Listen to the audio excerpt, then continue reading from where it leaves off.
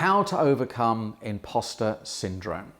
Imposter syndrome affects a huge number of people, and it can feel quite debilitating to live with every day. It affects everyone from CEOs right down through the organization, and it never lets up. It's a real condition with real effects, and it's likely to be holding you back from doing what you really want, getting the pay rise you deserve, or taking on roles and responsibilities you really want. But the good news is there are ways to overcome the imposter syndrome. My name is Martin Coburn. I've worked with hundreds of clients, from high-flying blue-chip execs to small business owners, and most have dealt with imposter syndrome at some point. So here's how to start overcoming it.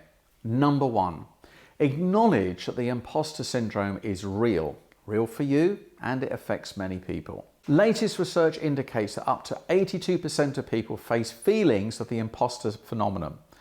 39% of the UK population experience a stage when they feel bad at their jobs at least weekly, and for 1 in 20, it's a daily experience. Wow. Searches in Google for imposter syndrome have risen by an incredible 511% since 2016. So the evidence is clear. You are not alone. In fact, smart, high-achieving people often most suffer from imposter syndrome. So number two is understand the symptoms of imposter syndrome. The symptoms often come in the form of myths or lies that we tell ourselves, not recognizing our special talents, abilities, accomplishments. We tell ourselves that everyone else is so talented and I'm not special in any way, or perfectionism rules the day. You tell yourself, I feel so disappointed in the work that I have done and I'm not really up to the job. Our communication comes from fear, not strength, when we can't speak up confidently or with authority. Another lie we tell ourselves is that we need to feel like we're an expert. I really should know the answer to this, or otherwise I'm going to get found out I'm some kind of fraud. This manifests itself in a reluctance to speak up in meetings or offer your opinion. In your head, you're kind of telling yourself, well, why would someone listen to me? What do I have to say? How can I add to these discussions? Listen, I'm sure at some point you'll recognize these thoughts coming into your own mind and behavior.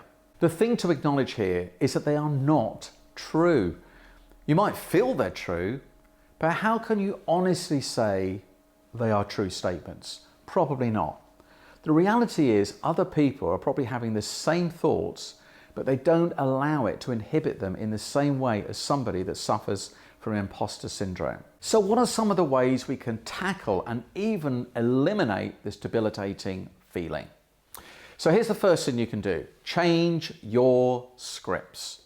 As in the examples I've given, imposter syndrome feeds on the language you use. By becoming aware of this language and changing what you're telling yourself, it disrupts your normal neural circuitry. This will essentially starve the imposter feeling. It may feel a little strange, and it may not feel completely true yet, but listen, neither is the lie you're telling yourself in any case. So for example, you might say, I deserve to be heard and people want to hear what I've got to say. Hey, I don't need to be perfect to be accepted. My thoughts and my opinions don't need the support of everyone. People have different opinions. I have mine, they have theirs, and that is okay.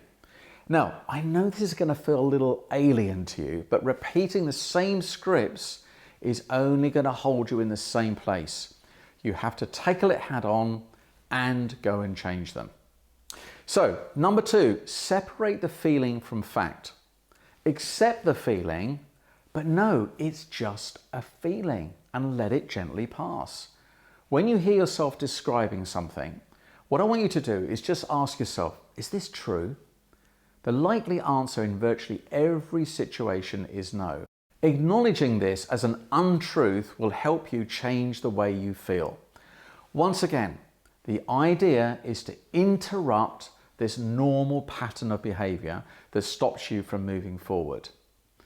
Number three, and this is a very important one, bask in your achievements. Now, I know what you're thinking. This is like the complete opposite behavior, which is exactly why you need to do it. So take the time to make a list of your own strengths and achievements, Write one thing down perhaps you've overcome recently and that you're proud of in your life. Write down 3 words that describe your best self and start with the words I am. See how that feels. Number 4, take the high 5 habit challenge. I really like this. This is a great little strategy I learned from Mel Robbins, so thank you, Mel. Each morning, after you brush your teeth, look at yourself in the mirror and set your intention for the day.